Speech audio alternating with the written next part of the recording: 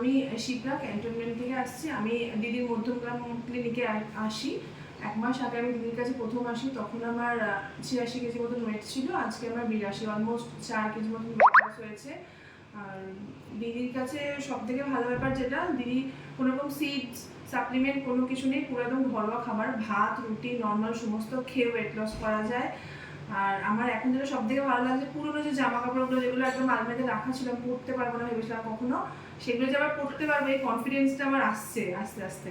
এবং তুমি যে একজন স্কুল টিচার বা তোমার এই যে ক্যারি করতে হচ্ছে বা তুমি এত লং ডিস্টেন্সে একটা স্কুলে চাকরি করো, তো তোমার কি ধারণা, কি মনে হয়, মানে এটাকে ফলো করতে তোমার? একদমই আমার কোনো রকম অসুবিধা হচ্ছে না, কেন কি তুমি যেরকম খাবার দাবার দিয়েছো আমি ইজিলি ক্যারি করতে পারছি। হ্যাঁ, আর মেনটেনও টাইমও ঠিকঠাক মেনটেন হচ্ছে, কোনো রকম অসুবিধা হচ্ছে না। এবং তোমার যে একটা বডি পেন হতো বা একটা ল্যাথার্জিক ফিল হতো?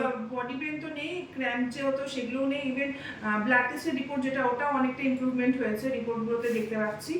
আর হেয়ার ফল অনেকটা কমেছে, আর স্কিন তো ভালো হয়েছে। না, ওভারঅল তুমি? ওভারঅল আমি খুব স্যাটিসফাইড। হ্যাঁ, চলো, ভালো থেকো।